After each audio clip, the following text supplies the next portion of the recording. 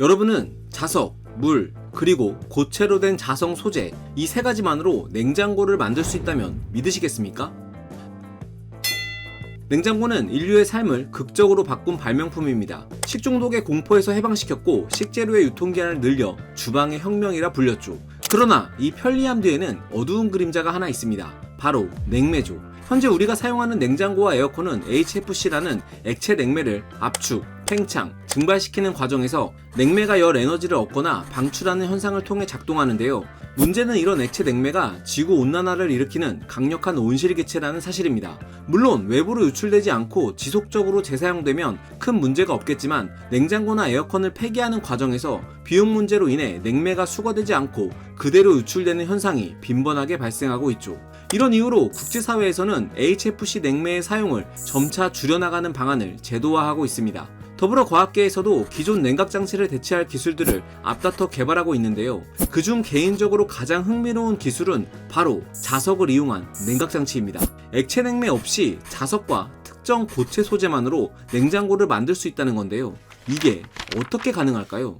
때는 1881년 독일 물리학자인 에밀 바르브루크는 굉장히 특이한 현상을 발견합니다. 철에 자기장을 가하면 철의 온도가 올라갔다가 자기장을 제거하면 철의 온도가 내려가는 현상이었죠. 즉, 자기장의 변화가 자성 소재의 온도 변화를 유발한다는 이른바 자기열량 효과의 발견이었습니다.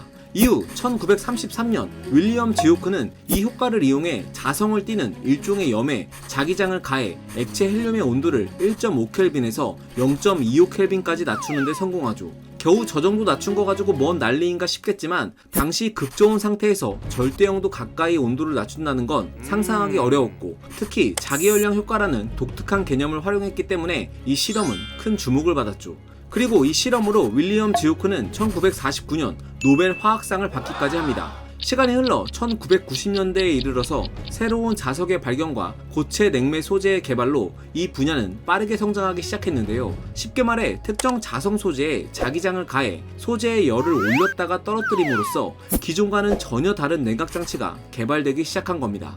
자, 그런데 여러분 좀 궁금하지 않나요? 도대체 자기장의 변화가 어떻게 온도의 변화를 만들어내고 이걸 어떻게 냉각장치로 구현해내는 걸까요?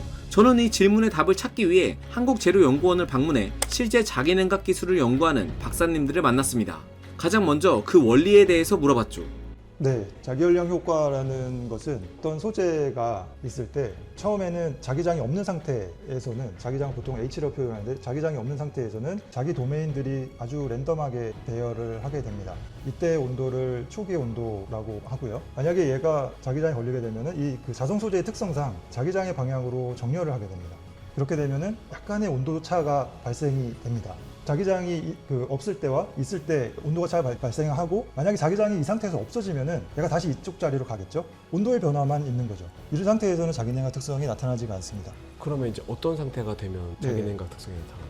그래서 이때 만약에 우리가 요 열만큼을 밖으로 빼주게 되면은 얘는 그대로 자기 도메인을 가지고 있는 상태에서 온도만 제자리로 떨어지는 거죠. 왜냐하면 요만큼이 밖으로 빠졌으니까. 그리고 이 상태에서 다시 자기장이 없는 상태로 오게 되면은 다시 랜덤하게 가겠죠. 랜덤하게 가면서 이 에너지 자체가 온도 자체가 밑으로 떨어집니다. 여기서는 자기장이 이제 없는 상태가 된 거죠. 그러면 예를 들면 냉장고에 냉각 장치라고 하면은 네. 여기서 요 열을 빼내는 순간이 바로 냉각 장치가 돌아가는 때일까요? 아닙니다. 이 순간이 냉각이 시작되는 단계입니다. 물론 자기장을 걸어줄 때 이런 말굽 자석을 사용하진 않고 특별한 자석을 사용합니다. 1980년대 초반에 할박 어레이라는 것이 개발이 되거든요. 그게 강한 자석의 배열을 적절하게 구성을 해놓으면 이 가운데 부분에 자석이 집중되는 현상을 이용할 수가 있습니다.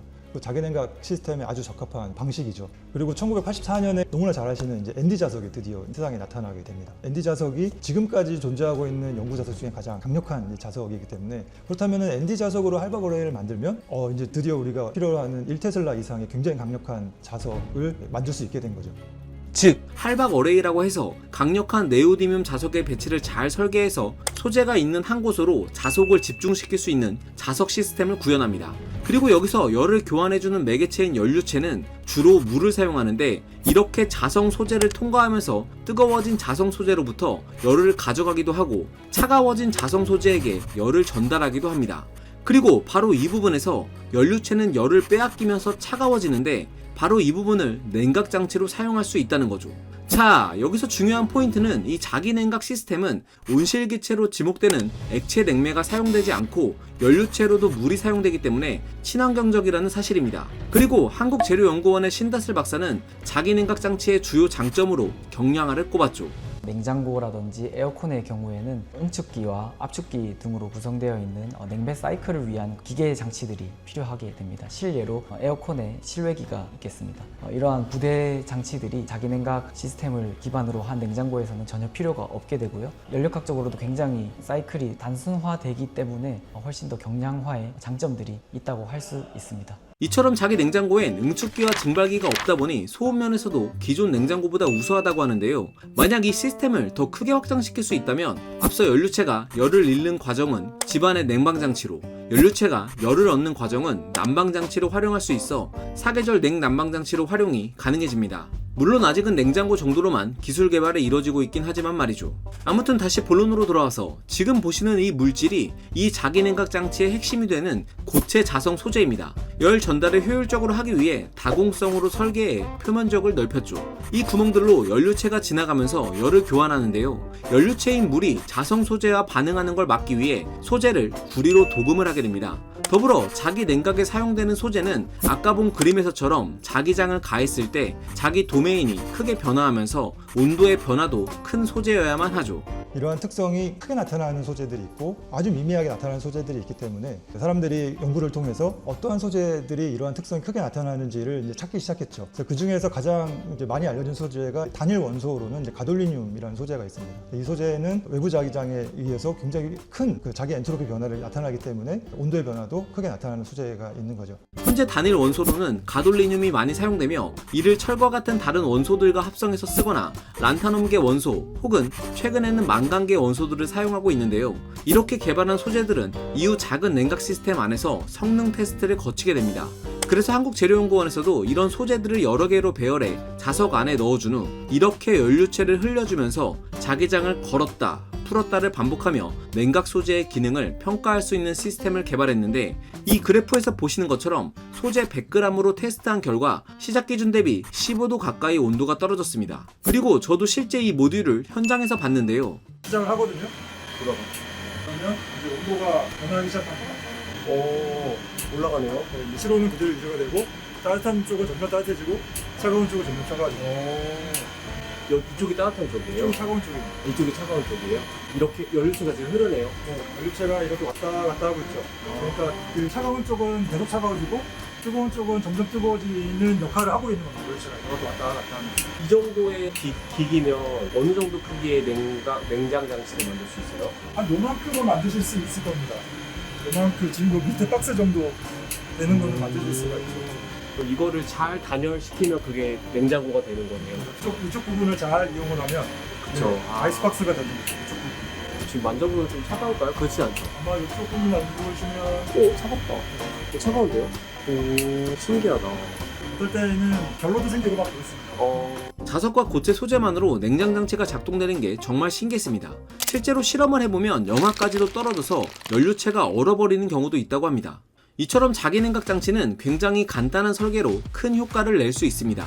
하지만 아직 분명한 한계점도 있죠. 김종호 박사는 현재 고체 자성 소재를 만들 때 대부분 히토류인 가돌리늄을 사용하고 있는데 히토류의 비싼 가격과 공급 리스크 문제를 지적했습니다. 또한 고체 소재가 반복적으로 자기장에 노출되면 소재가 손상되는데 이를 잘 견디는 소재 내구성 연구도 필요한 상황이죠.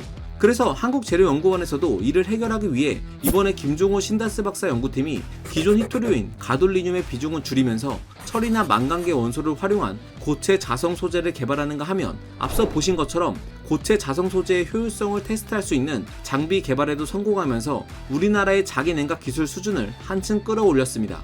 그러나 가격 문제라는 현실적인 장벽을 빼놓을 수는 없습니다. 작년 독일의 한 회사에서는 폴라리스와 이클립스라는 자기 냉각 장치를 사용한 상업용 냉장고를 출시했는데요. 판매가가 동일 와트를 가진 기존 일반 냉장고의 3배에서 4배 수준입니다. 아직 대량 생산 체제가 갖춰지지 못해 규모의 경제가 뒷받침되지 않았기 때문인데요. 그래도 이 분야에서 높은 기술력을 보유한 독일, 미국, 일본에서는 현재 이 자기냉각 기술 시장이 커질 것을 기대하면서 기회를 엿보고 있는 중이죠. 그렇다면 우리나라는 어떨까요? 우리나라도 기술적 기반은 충분히 갖춰져 있다고 생각합니다. 특히나 LG전자나 삼성전자 같은 글로벌 가전 기업들이 존재하고요. 그리고 한국재료연구원 등의 연구기관에서 자기냉각 소재나 부품 단의 연구를 지속적으로 진행을 하고 있습니다. 그래서 이제 소재, 부품, 그리고 시스템 단에서는 국내 글로벌 대기업들이 같이 협업을 하면 5년에서 10년 안에서는 자기 냉장고를 볼 수 있지 않을까 싶습니다.